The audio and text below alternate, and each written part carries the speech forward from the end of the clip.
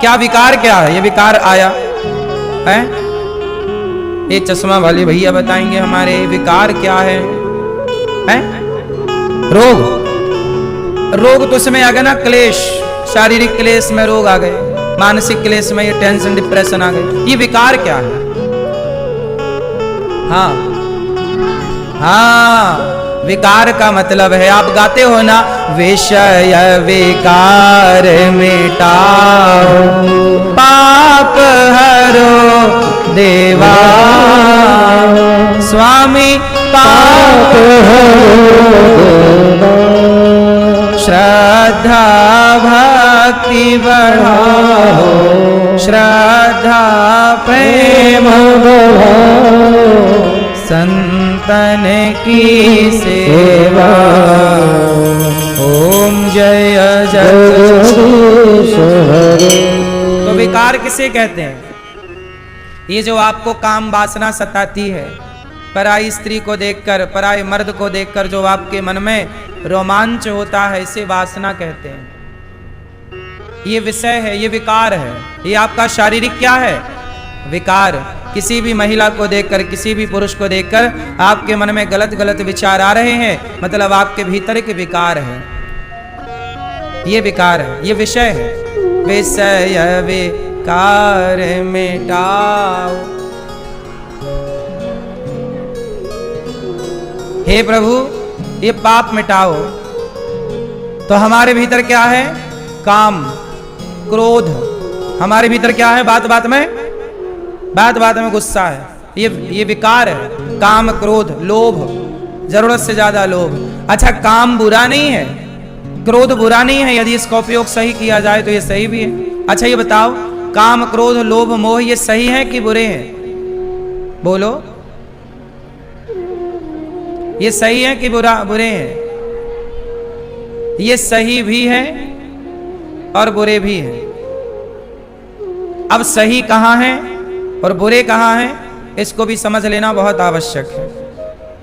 क्योंकि सब लोग कहते हैं काम बुरा, क्रोध बुरा, लोभ बुरा। नहीं, ये बुरा तो है, पर कहाँ बुरा है, किस एंगल से, किस क्षेत्र में बुरा है।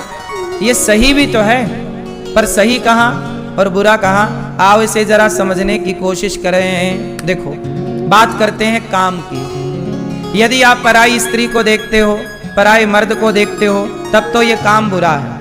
पर आप केवल अपनी पत्नी को देखते हो, अपने पति को देखते हो, और अपने पति और अपनी पत्नी के सिवा आप किसी और को नहीं देखते, तो आपका काम सही है, क्योंकि उसी काम से संतान पैदा होती है। पर अपनी पत्नी और अपने पति तक यदि आप सीमित हैं, तब वो काम सही है। हाँ या ना? रावण अपनी मंदोदरी के साथ रहता तो क्या बुराई थी? पर रावण अपनी मंदोदरी को छोड़कर, अपनी पत्नी को छोड़कर दूसरे की पत्नी को देखता है, तब ना रावण का सर्वनाश हुआ। रावण ना जाता सीता मैया को चुराने, तो क्या रावण का सर्वनाश होता? तो काम बुरा तब बन जाता है जब आप अपनी वासनाओं के चक्कर में मर्यादा की रेखा पार कर लेते हैं। इसलिए कहता हूं कि मर्यादा में रहो। काम जरूरी है, पर मर्यादा में रहकर। किसके साथ? पत्नी और पति के साथ, बस। क्रोध जरूरी है, पर कितना? उतना क्रोध जितने गुस्से क्रोध से बच्चे पढ़ने बैठ जाएं। क्रोध करना चाहिए, पर उतना जितने क्रोध से बच्चे पढ़ने बैठ जाएं, जितने क्रोध से व्यवस्थाएं बन जाएं, उतना क्रोध सही भी है, क्योंकि क्रोध व्यवस्था बनाने में सहयोगी है। कोई काम नहीं कर रहा, डांट दो, क्यों रे काम नहीं कर रहा, एक मारूंगा थप्पड़, तो वो काम करने लग जाएगा। तो क्रोध क्या करता है? व्यवस्था बनाता भी है, और कई बार क्रोध जरूरत से ज्यादा कर लेने पर व्यवस्था बिगाड़ देता है। तो जो मर्यादा के भीतर है वो हर चीज सही है। काम भी सही है यदि मर्यादा के अंदर है, तो क्रोध भी सही है यदि मर्यादा के दायरे में है। तो बात सही है कि गलत है? काम, क्रोध, लोभ भी सही है। लोभ कितना करें?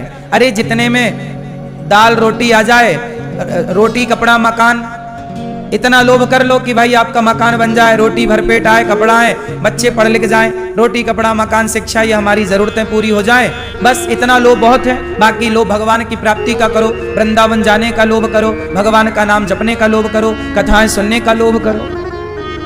अब लोभ आप लोग किसका करते हैं? पैसे आए पैसे आए पैसे आए, पैसे भरे तिजोरी में। क्या कर रहे हैं पैसे? तुम्हारे पैसे से बच्चे शराब पीने लगे, तुम्हारे पैसे से बच्चे बिगड़ गए, वो क्लबों में जाके पराई लड़कियों के संग नाचने लग गए। ये पैसा बनाता कम है, बिगाड़ता ज्यादा है। तो लोभ जरूरी है, पर उतना जितने की जरूरत है उतना पैसा कमा लो जितने की जरूरतें हैं, बाकी समय भगवान के चिंतन में लगाओ। पैसा जिनके पास बहुत है उनको भी सुख कहाँ है साहब, वो भी परेशान है। पैसा ही एक ऐसी चीज है जिसको ना पाने वाला भी रो रहा है और पाने वाला भी रो रहा है, हंस कोई नहीं रहा है। बात सही है कि गलत है? एक पैसा ही ऐसा है कि ना मिले तो पछताए और मिले तो परेशान। चलो भैया, पैसे से खुशी मिलती तो सारे पैसे वाले फिर 100 साल जीते, फिर काहे 60 साल में मर रहे हैं पैसे वाले? फिर काहे अटैक आ रहा साइलेंट, तय हो गए सीधे सोते सोते? भाई पैसा था आपके पास तो आपको 100 साल जीना चाहिए था, आपको बहुत सुखी रहना चाहिए था, पर आप भी तो तनाव में रहते हैं, टेंशन रहती है, करवट बदलते रहते हैं, आपको नींद नहीं आती।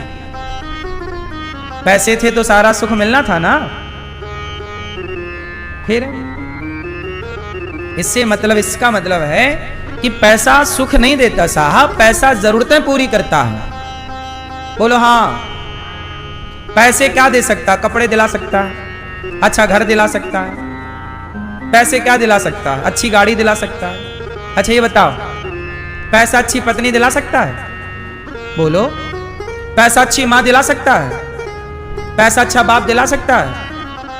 पैसा अच्छा बेटा दिला सकता है? हाँ, हर चीज पैसा नहीं दिलाता पागल, कुछ चीजें किस्मत दिलाती है, कुछ चीजें ईश्वर के हाथ में। बहुत पैसा है। अब सोचो, बिल गेट्स के पास पैसे की क्या कमी है? बिल गेट्स के पास इतना पैसा है कि उसका 2-4 लाख रुपया गिर जाए ना जेब से तो वो उठाता नहीं है, गिर गया तो गिर गया, आगे बढ़ जाता। बोले जितना समय में उठाने में खत्म करूंगा, जितना समय पैसा उठाने में लगाऊंगा, इतने समय में से ज्यादा पैसा कमा लूंगा। ये बिल गेट्स इतना पैसा है कि उसके $1-2 लाख गिर जाए तो उठाता नहीं है, इतना बड़ा आदमी है। पाकिस्तान को खरीद सकता है एक दिन के अंदर, कई देश खरीद सकता है, बिल गेट्स इतना पैसे वाला है। लेकिन उसकी पत्नी 27 साल बाद उसे तलाक देके चली गई। बिल गेट्स की पत्नी अभी आई थी कुंभ नहाने, बिल गेट्स की पत्नी कुंभ नहाने आई। सोचो काहे भैया, पैसे से ही सब कुछ होता तो मेरी पत्नी काहे चली गई छोड़ के? इसका मतलब यह हुआ कि पैसे रिश्तों को मजबूत नहीं कर सकता, पैसे से बहुत ऊपर है संबंध। लेकिन अब ये बात तुम्हें समझाए कौन? तुम्हारा तो पैसे ने दिमाग खराब कर रखा है, तुम्हें कौन समझाइए? तुम्हारे लिए तो हाय पैसा है।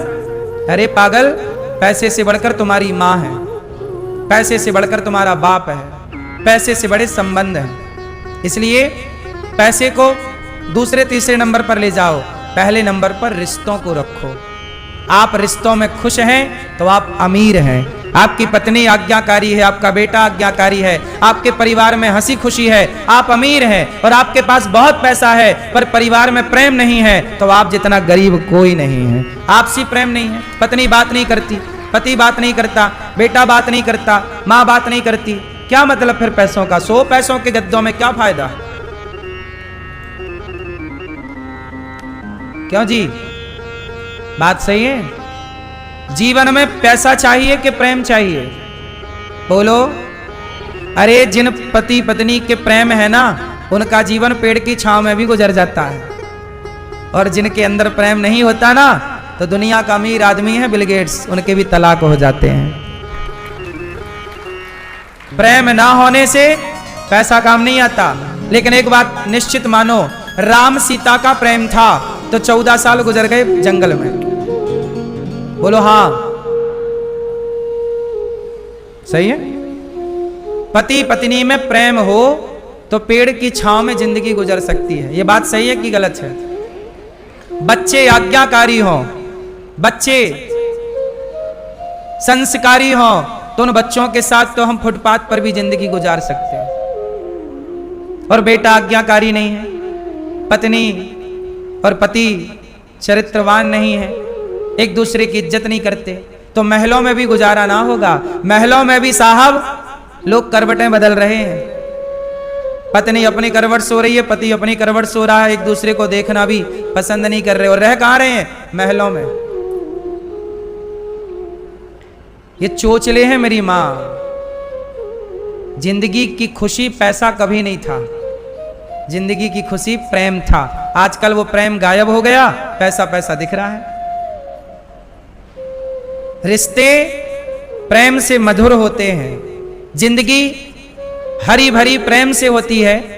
मेरे पास मेरी मां है, मेरे सिर पे हाथ फेरने के लिए, मेरा पिता है, भाई है, पत्नी है, पुत्र है, और सारे अच्छे हैं, आज्ञाकारी हैं, तो आपका घर घर नहीं है, फिर स्वर्ग है। आप कहाँ रहते हैं? स्वर्ग में। और आपकी माँ अलग चले, बाप अलग चले, पत्नी अलग रास्ते पे जाए, बेटा अलग जाए, तो फिर आप कहाँ रहते हो? नरक में। यही नरक है। बोलो हाँ कि ना? मैया क्या बोलती तू? बुद्धिहीन तनु जान के सुमिरो पवन कुमार। बल, बोलो बल, बुद्धि, विद्या देहु मोहि, हरहूं कलेश विकार। हे हनुमान जी, हमारा सारा क्लेश, हमारा विकार आप हरण कर लीजिए और हमें बल दीजिए। अब यहां पहला क्या मांगा गया? बल। ए भैया, बल किसे कहते हैं? बल किसे कहते हैं? हैं? ताकत। ताकत आपके पास है? क्या करते हो अपनी ताकत का? हैं? सुनो, ताकत, बल, ताकत के कितने उपयोग हैं?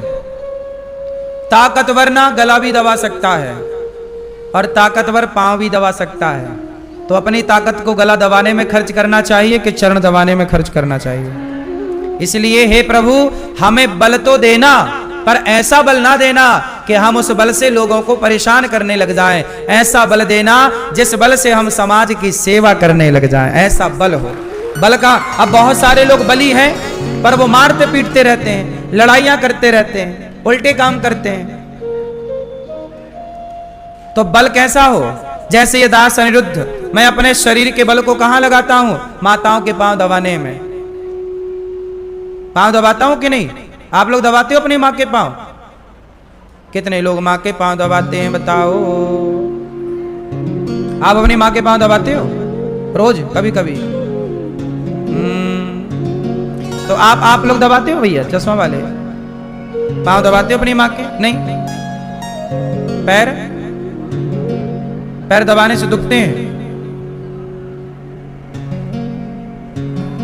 ये अच्छा बहाना है ना दबाने का। दबाया करो, ऐसे दबाओ के ना दुखे। पांव में तेल ही लगा दो, तलवों में।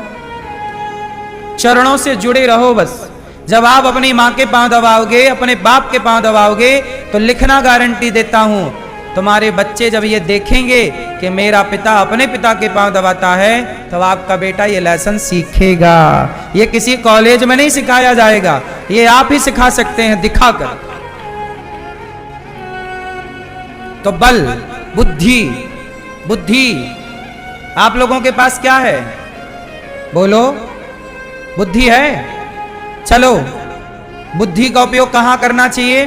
देखो, एक बुद्धिमान है जो गुटखा बनाता है, गुटखा बनाता है, गुटखे की फैक्ट्री लगाता है। बुद्धिमान है तब ना गुटखे की फैक्ट्री चला रहा है, और उससे लाखों लोगों को कैंसर हो रहा है। एक बुद्धिमान वो है जो गुटखे की फैक्ट्री लगा करके लाखों को कैंसर दे रहा है, और एक बुद्धिमान वो है जो पोलियो की दवाई बना करके सबको पोलियो से मुक्त कर रहा है।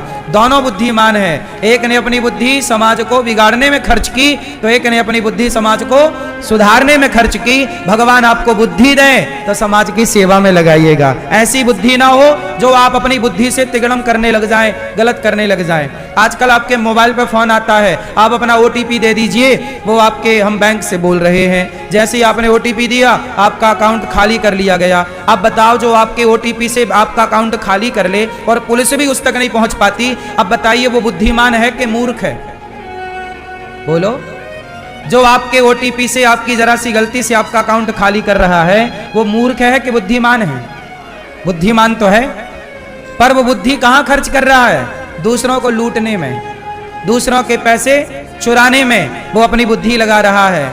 और एक आप हैं कि आप अपनी बुद्धि से पैसा कमाते हैं और किसी भूखे को दे देते हैं, भैया तू रोटी खा ले, भैया तू पानी पी ले, भैया तू कपड़े पहन ले, भैया तू चप्पल पहन ले, आप किसी को देते हैं। तो एक व्यक्ति वो है जो अपनी बुद्धि का दुरुपयोग करता है और एक व्यक्ति वो है जो अपनी बुद्धि का सदुपयोग कर रहा। तो हे हनुमान जी हमें ऐसी विद्या दो। अब देखो, बल बुद्धि विद्या।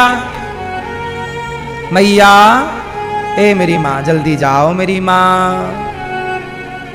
डिस्टर्ब ना करो, कथा सुनो, जाना है तो चुपचाप वहीं से प्रणाम करके निकल जाना चाहिए, कबड्डी नहीं खेलना चाहिए।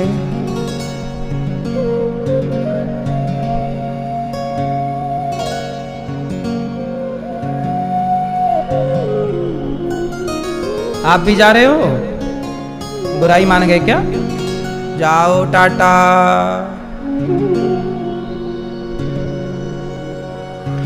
बल, बोलो बल, बुद्धि, विद्या। चलो बताओ विद्या किसे कहते हैं? ज्ञान, बात सही है। विद्या क्या है? विद्या क्या है? किसे कहते हैं विद्या? विद्या किसे कहते हैं भैया बताओ? हाँ ज्ञान, बात ठीक कह रहे हो। बल बुद्धि, बुद्धि मतलब ज्ञान आ गया ना वहां, बल बुद्धि, बुद्धि आ गई मतलब ज्ञान की बातें हो गई। बल बुद्धि विद्या। अब यहां विद्या शब्द अलग से है, तो बुद्धि अलग है और विद्या अलग है, दोनों बातें अलग अलग हैं। अब बात विद्या की हम कर रहे हैं। विद्या क्या? चलो बताओ विद्या किसे कहते हैं?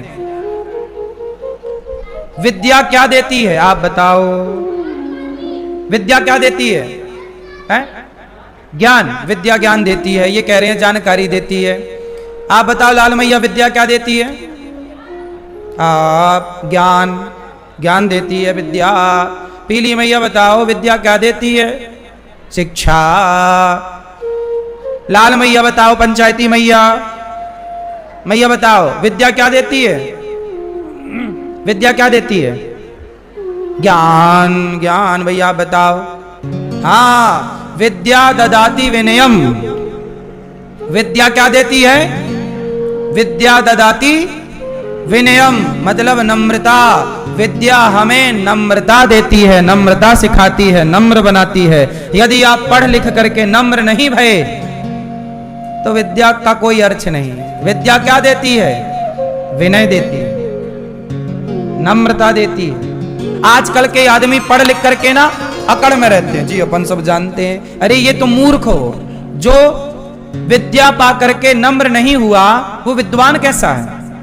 आम का पेड़ जब फलों से भरता है तो झुकता है, डालियां उसकी, अरे झुकता वही है जिसमें जान होती है। अकड़ खास मुर्दे की पहचान होती है। अकड़ मतलब मुर्दा। यदि आपके अंदर एटीट्यूड है, अकड़ है। आजकल के बच्चे पढ़ लिख के क्या हो जाते हैं? अकड़ू, एटीट्यूड से। अरे भैया पागल कहीं का, तुम डस्टबिन में जाने के लायक हो, कचरे घर में जाओ। ऐसा क्या पढ़ लिया कि तुम अभिमान में डूब गए? पागल। विद्या तुम्हें अभिमानी बनाती है। यदि तुम अभिमानी हो तो मूर्ख हो एक नंबर के। विद्या मतलब सहजता, सरलता, नम्रता।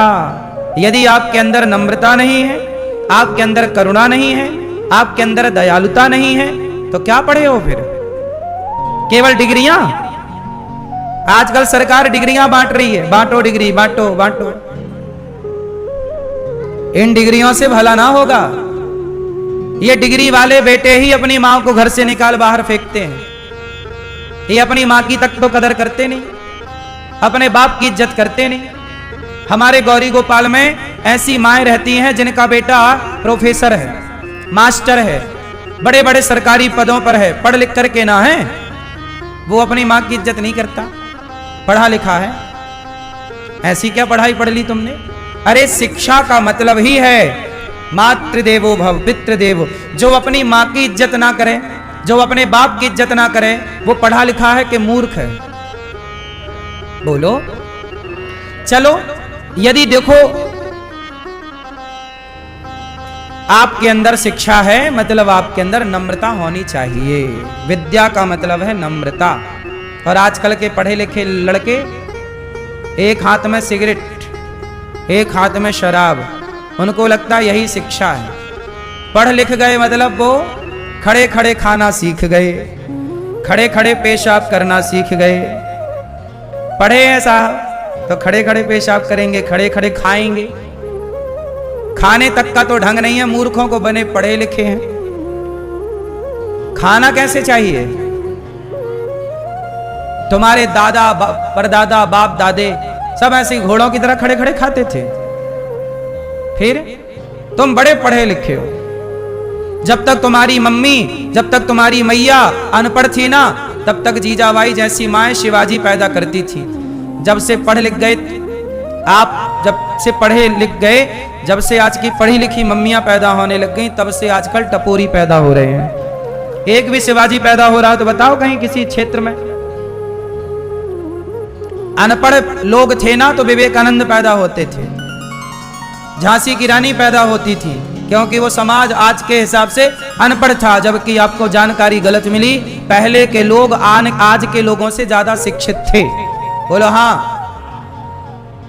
कभी आपने प्राचीन इतिहास नहीं पढ़ा भारत का? चलो बताओ, आज के लोग ज्यादा पढ़े लिखे हैं कि पहले के? पहले के लोग ज्यादा शिक्षित थे। पहले के लोग शिक्षित थे तो शुद्ध भोजन करते थे। आज के लोग पढ़े लिखे हैं तो सब मिलावटी खा रहे हैं।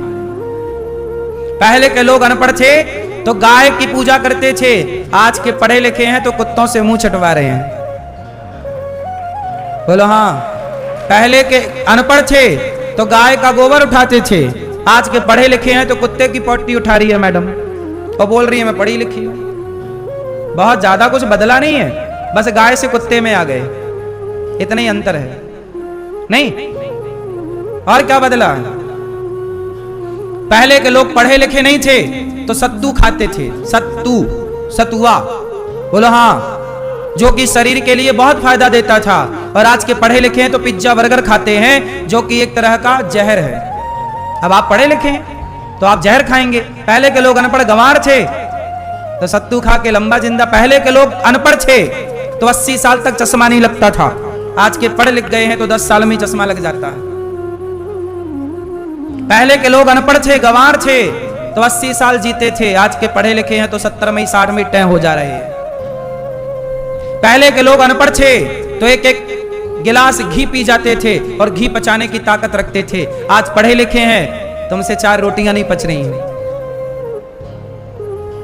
बोलो हाँ। पहले के लोग अनपढ़ थे, शुद्ध पानी पीते थे कुएं का, तालाब का, नदी का। पहले भारत में जल संकट नहीं था क्योंकि अनपढ़ लोग थे। जब से पढ़े लिखे लोग हो गए हैं, धरती प्यास से मर रही है, धरती प्यासी हो गई। बोलो हाँ। जब अनपढ़ लोग थे ना तो यह देश हरा भरा था, जब से पढ़े लिखे लोग हो गए तो वीरान हो गया, सारी हरियाली नष्ट हो गई। बोलो हाँ। ये पढ़ाई है तुम्हारी। इसलिए जो आप अपने को पढ़ा लिखा कह रहे हैं ना, हमें लगता है कि ये डिग्रियां ये डिसाइड कर रही हैं कि तुम पढ़े लिखे हो। नहीं, डिग्रियां डिसाइड क्या करेंगी साहब? आप पढ़े लिखे हैं ये डिग्री नहीं बताएगी, ये आपका व्यवहार और आपका स्वभाव बताएगा कि आप कितने पढ़े लिखे हैं। आजकल स्वभाव